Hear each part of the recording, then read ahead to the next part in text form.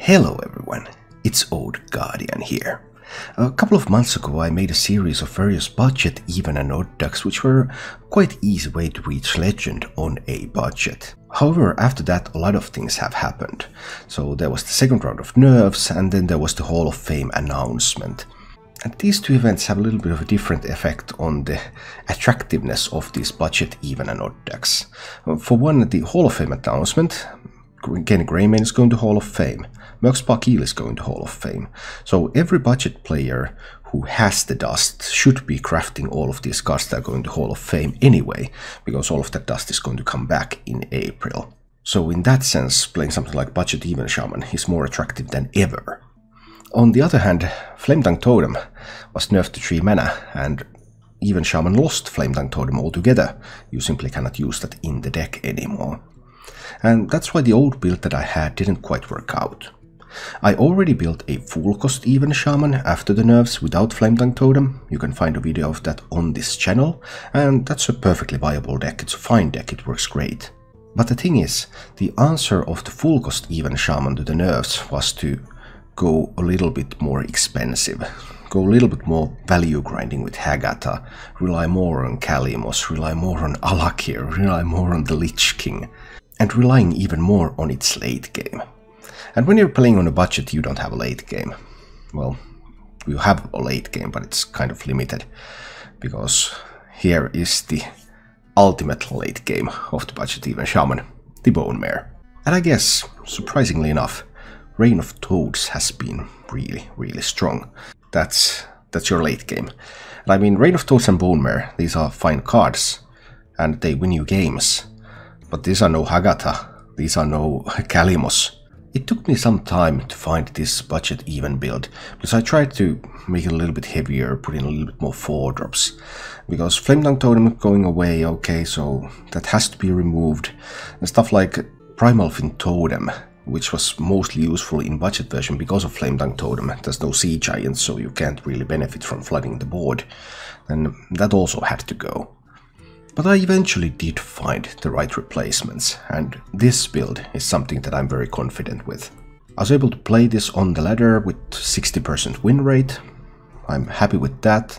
I was able to challenge a lot of decks. I had a lot of trouble beating Deathrattle Hunter, because I just inherently don't have enough value in this deck to do that. But other than that, I took this out against Warlocks, against Paladins, against Mages, against mid-range Hunters, and I was happy with the results. With this deck, much like with a regular Even Shaman, you're playing for board control, and then you're trying to use your board control in order to win the game. Your main board control tools are your totems buffed up with something like Direwolf Alpha. Even buffing a totem with Earthen Might on turn 2 can be an extremely powerful move. And then you have these Merkspark Eels, Firebloom Phoenixes, Fire Elementals. You have a bunch of these battle cries that you can use to take out opponents' minions and develop board of your own. Argent Commander kind of can function also the same. You can use Argent Commander to hit into something and you still get to keep the minion. And in this build there's also Dark Iron Dwarf, so if you have an extra totem lying around or some other weak minion, Dark Iron Dwarf can be used to trade up with that weak minion. For really scary threats, there's 2 copies of Hex in this deck, so you're able to deal with those a little bit. And then in the late game, Reign of Toads can serve as your refill. You get a nice board. You play Reign of Toads on 6, means that you will have 4 mana on 7, so you can still use something like Dark Iron Dwarf or Hex on 7. And then that can move on to a Bone Mare on 8. That's basically your mid to late game plan. Going very late with this deck is not very advisable. You need to start punching in that face damage at some point in order to take the game, because you do not have the same level of resources as a full cost Even Shaman does. But you have some nice surprises up your sleeve, specifically the Reign of Toads and Bone Mare, that the full cost Even Shaman doesn't use, so they come at a bit of a different angle at the opponent and can surprise them. In your mulligan with this deck, you're generally looking for your good 2-drops. Amani Berserker, Merkspark Eel, Menacing Nimbus. These are the best ones. If you're on the play, then Earthen Might and Direwolf Alpha can also be extremely strong. Because then you're going to roll a totem on 1, And then you can buff up that totem on 2 with either Earthen Might or the Direwolf Alpha. Generally you're happy to keep 2 2-drops, that's kind of the target position. And if you already have those 2-drops, then Dark Iron Dwarf, 5-Plume Phoenix can be helpful. And in some matchups where you believe that you need to react to something like an early Mountain Giant or something, Hex can be a useful card. And that's pretty much it for the mulligans, because you don't want to keep any of this more expensive stuff, you simply cannot afford that. Overall, it took me a while to actually get to this exact composition, and I believe this is the right number of 2-drops now. This is the right amount of power for the deck. Double Hex is good right now. And overall, I'm quite happy with the deck. I think this is the best Budget Even Shaman you can play at the moment. If you enjoy this content, then please click the like button and subscribe to my channel for more. And now, let's go take a look at Budget Even Shaman in action. Let's hold on to Juggler. Juggler might be valuable. None will survive. Face Hunter. Oh boy. Didn't see that coming, eh? I can't heal. I need to roll some taunt totems and stuff. Oh, this one needed to be a taunt or 1/1, preferably the taunt. Because I will not be able to heal, so once he gets some damage in, that's just going to be in the end. Rain of Toads can potentially help, but it's not coming quickly enough. Need the Menacing Nimbus now. Radiant Elemental. Well, that could help get the toads faster, although I guess it's unlikely. So next turn is probably going to be Knife Juggler into Hero Power. Probably. Then into Phoenix. I also have the option to hex some of my own stuff at some point to create a taunt minion if I really need one. Using tracking here is a little bit... Okay.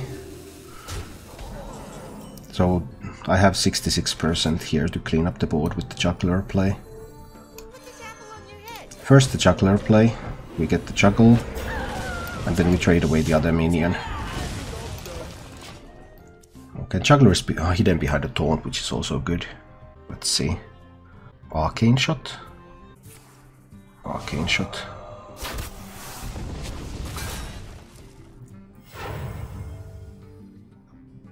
Oh, it's a Needlehorn bow. Okay. So I want the Rain of Toads as quickly as I can. So I want to play the Radiant Elemental this turn. And Hero Power. Then I can play Rain of Toads next turn if he doesn't kill the Radiant Elemental. And I have a 1 in 3 to get a Taunt Totem, and I roll the Taunt Totem. And if he doesn't kill the Radiant, the next turn I can play Rain of Toads. And after that point, he shouldn't be able to get through the taunts very easily anymore. Alright.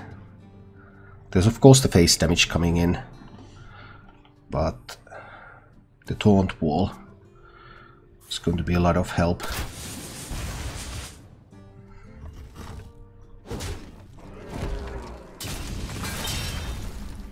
It's taunt wall time. Let's make a taunt wall.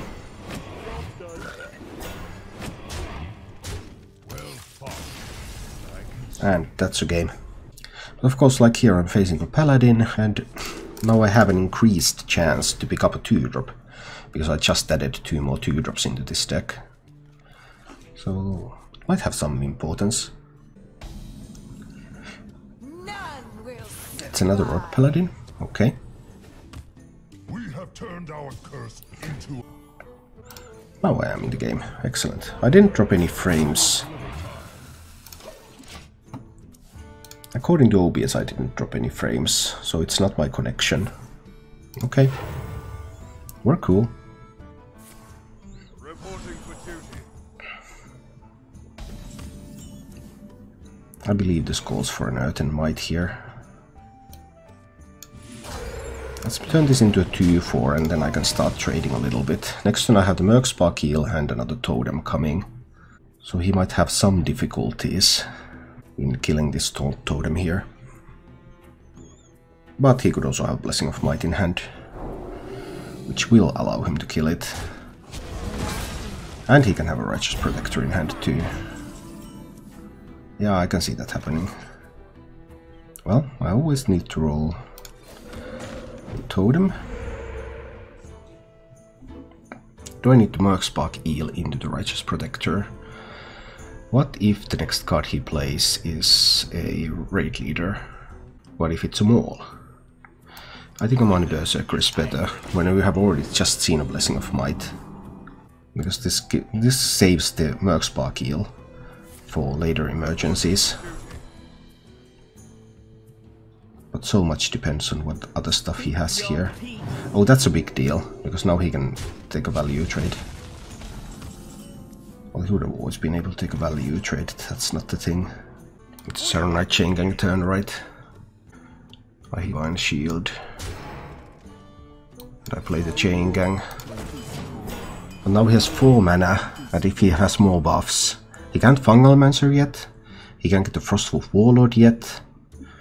But if he has Raid Leader, or a good Maul, those are the big cards now. Does he have one of those cards?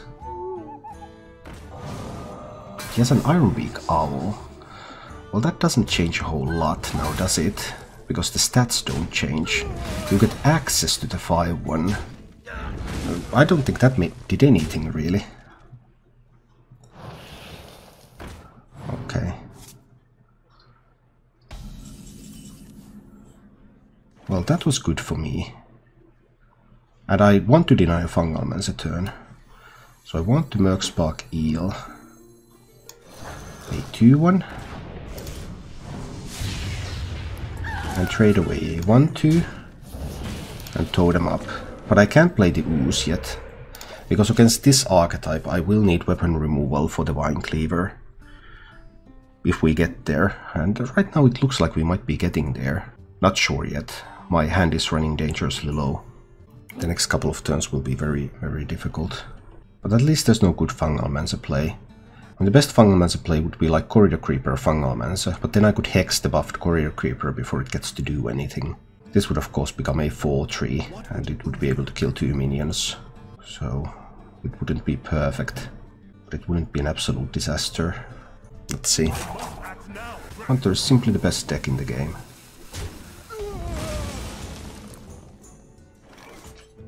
Well, that Frostwolf Warlord is interesting, but I think Reign of Toads is even more interesting.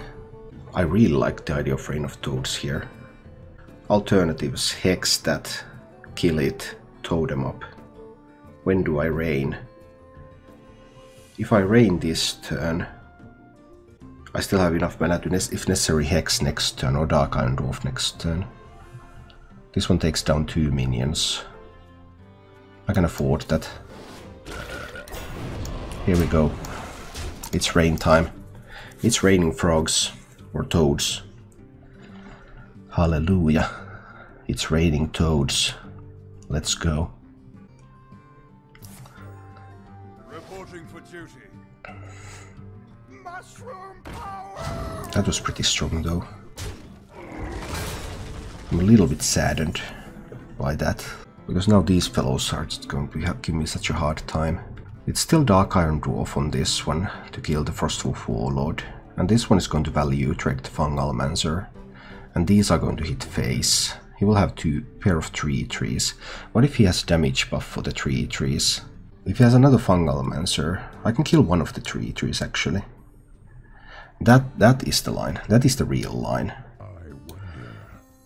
It took me a while to get there. But eventually I did. This one kills that. This one kills this. And these double trade into one of those 3/3s, leaving him with just 1 minion on the board. And next turn I will also be able to use a Bone Mare, potentially. Or if he plays Vine Cleaver, I'll just ooze it. The Frost Wolves stand ready.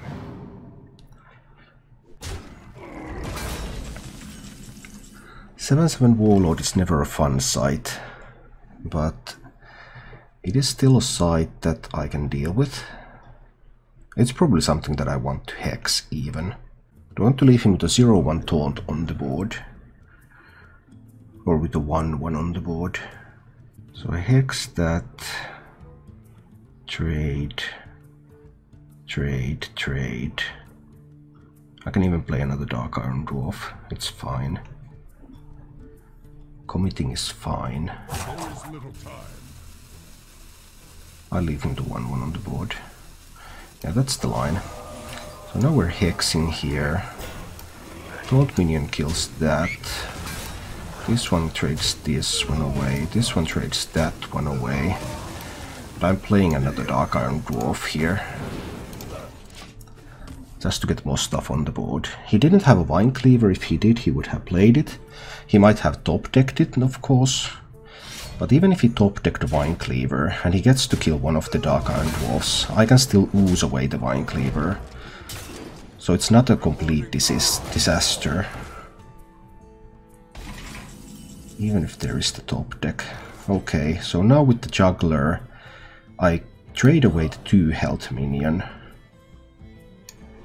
And then I will play the Juggler, and I'll play the Ooze, and I'll play the Totem. And I get 2 Juggles, which can potentially kill everything on the board. And even if they don't kill everything on the board, they put him in a relatively weak position for the time being. And he doesn't have a great access to this Juggler right now. And as long as he doesn't have great access to the Juggler, that means that I have a lot of potential. Well, odd Paladin. I've seen 2 Warlords, Fungalmancer and Vine Cleaver. What else do you have? I will silence their screams. Baku is impressive. I mean, I could kill the Baku, but that would also kill off my own minion. I don't think I want to lose my own minion yet. I think I want to start pushing face damage, but still killing so that he only has one minion left on the board. That seems appropriate. So then do I buff? I buff this one. What if my knife hits Baku? It's still fine. No buffing there. We're toteming up. And we're pushing face damage now.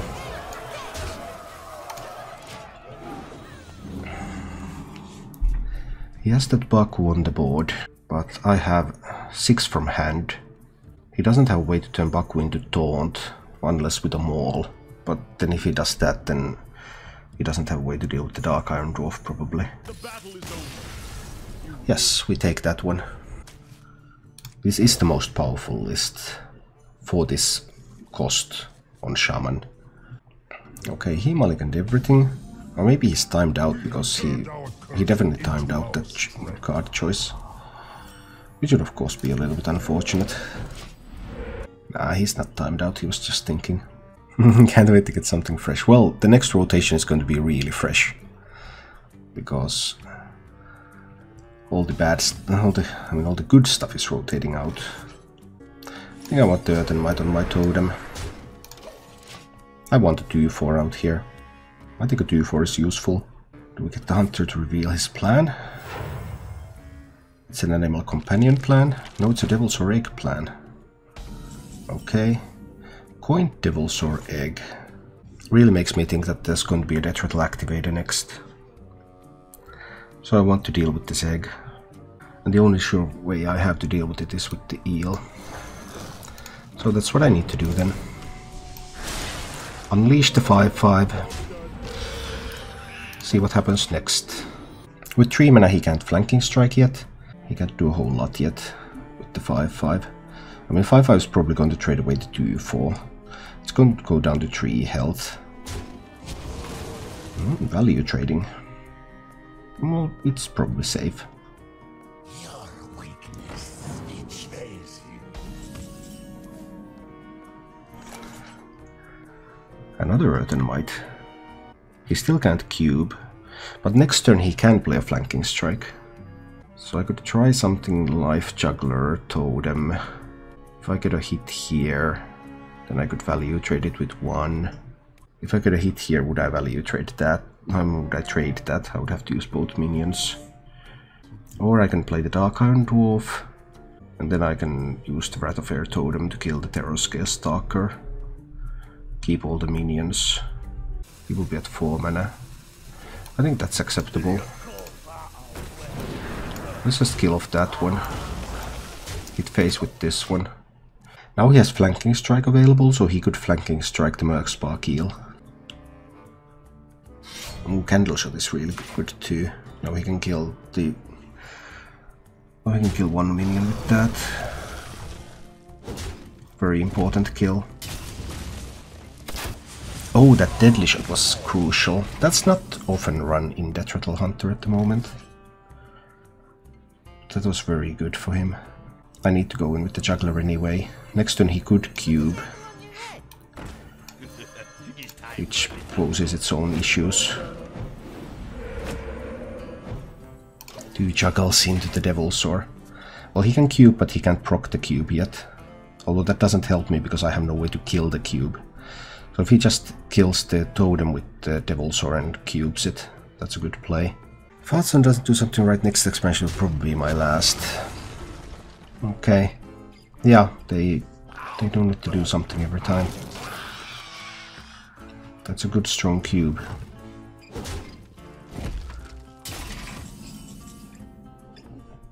If he has means to proc this cube, do I simply lose?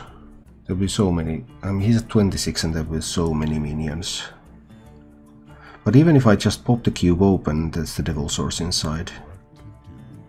So I'm in trouble even if that happens. I'm in trouble no matter what. Any Deathrattle activator. Yeah, I don't think there's any good way. If I don't remove the weapon, he will kill the Juggler. If I remove the weapon, I don't have mana to play a 6-drop. I need to remove the weapon. And I need to roll Totem. And I need to Earthenmite a minion. And I need to push face. If I kill off this and give him 2 5/5s, that's no path to winning. The only path to winning is through tempo. Even if he makes 5/5s, if I can push enough, that might win the game. He could, I mean, if he has like Play Dead and Witchwood Grizzly here, then obviously I'm dead. But you can't just, if they have perfect cards, then they have perfect cards. Okay, he has perfect cards. So then I will die. And that's fine. That's the way it works sometimes. Yeah, I think I'll just concede. I don't think it's useful to continue playing that game. I'm on the coin, so Direwolf Alpha is not quite as strong. Maybe I'll still keep it. There used to be one class at 10. Okay.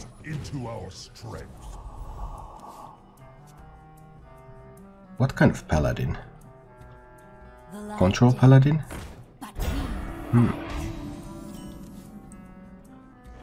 We're about to find out. This was a good roll.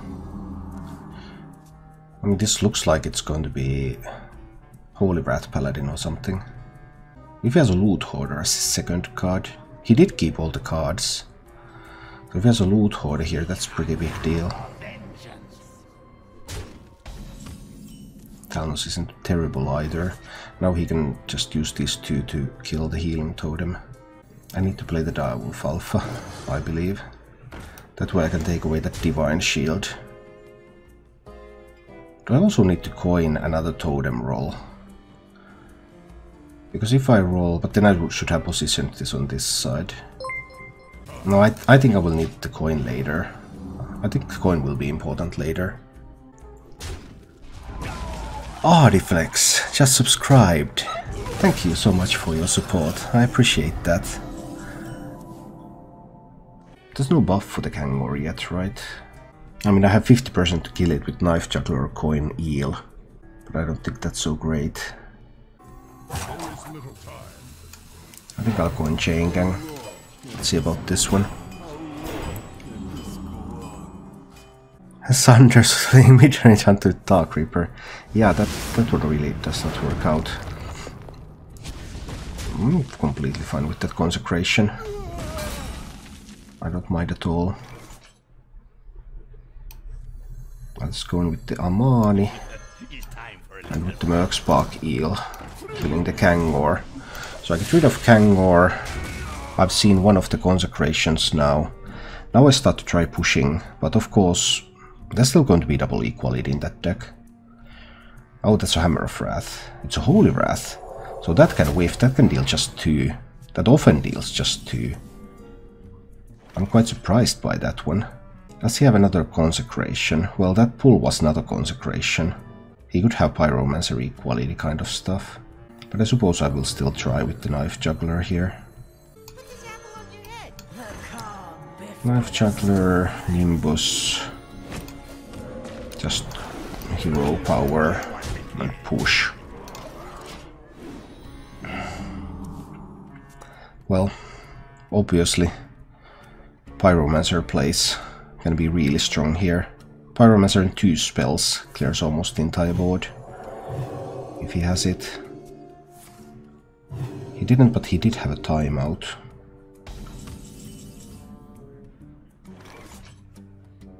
Do I just dropped the Bonfire Elemental, right? Because I want to draw a card. So we just try this. Now this one loses the buff, but it gains a little bit of health. So now Pyromancer plays are weaker, but equality of course remains an option. Or a Shrink Ray. Or like Hammer of Wrath.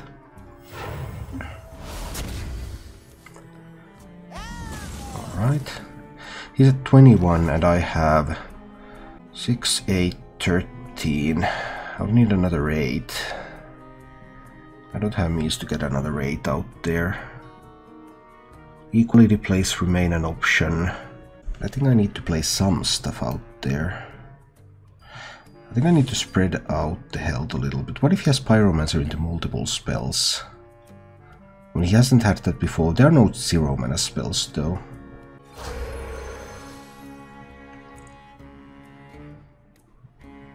A Light Spawn.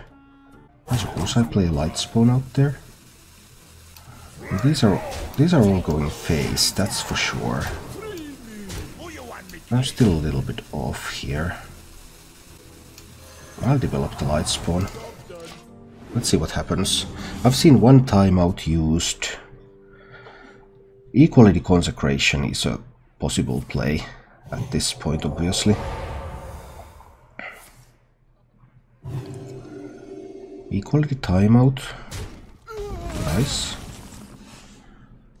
Bone Mare is nice too. Because I can get a couple of minions with high health total on the board. Which one do I want to Bone Mare? The biggest one.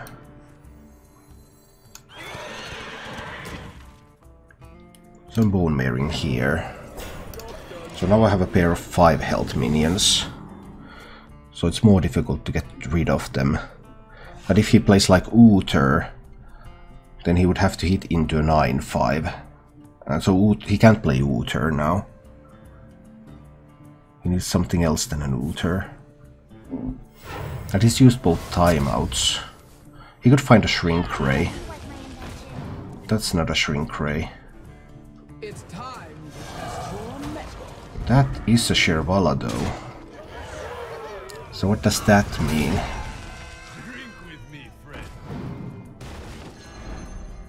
That means a lot.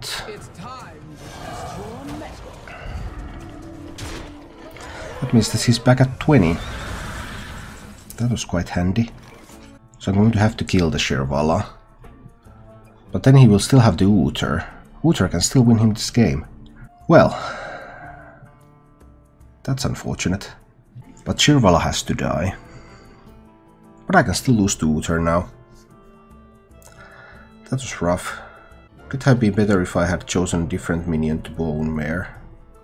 Not really, no. Well, Uther can now definitely win him this game. Need to buff up here. Get the Shervala. Kill off the Shervala. Kill the Bouncer. I suppose I'm even killing this one now. So Now that one Brewmaster has been spent, that means that Uther cannot get an OTK anymore. But whenever he gets minions to stick, then there's still possibility there. And he still has one equality left. Can I manage my resources so that I can break through all of this stuff? This turn is Saronite Chain Gang and the Direwolf Alpha.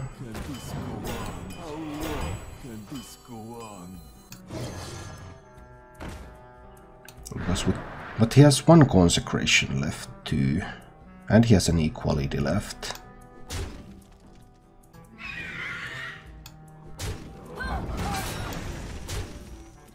Do I want to totem up? No, there's no need for me to totem up here. There's one equality, there's one Consecration. This Fire Elemental has to stay in hand in order to kill off a Horseman from the board on one of those turns when he cannot shuffle.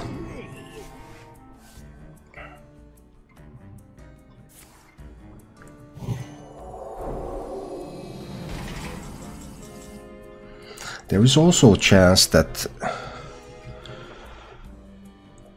Is he able to shuffle enough?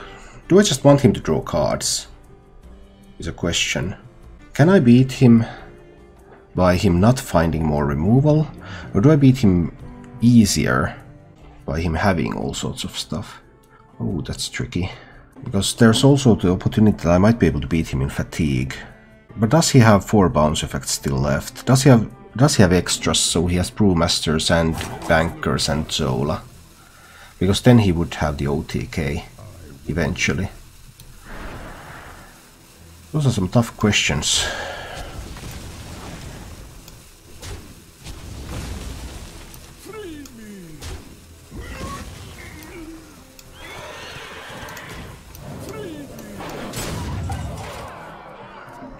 I missed some damage while I was thinking about that. Thinking about whether to clean it all up or whether to let him draw cards. Okay, so does he have Zola? He has Zola. He had 2 Bankers, Brewmaster and Zola, so that means that he will get the OTK eventually. And then I will lose. Ouch. Okay, so I need to get stuff on the board. I need to get stuff on the board right now. Because the way to win this is to hit him in the face. He will have enough bounce effects to get the full OTK. Many of these decks do... Oh no, Consecration off the top. That was incredible. Because now that when his hand was empty, I knew that now was the opportunity to get on the board. And maybe he can't do anything. But that was not to be.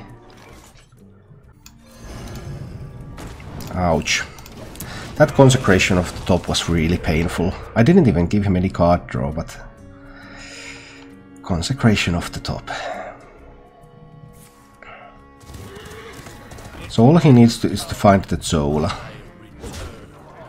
Once he finds the Zola, he's golden.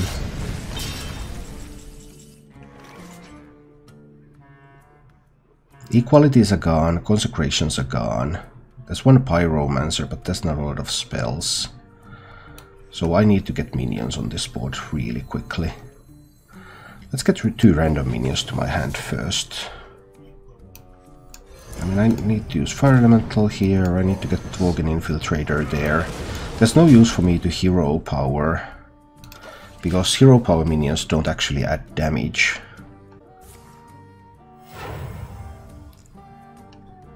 Does he have anything left to draw? I don't think he has anything left to draw, right?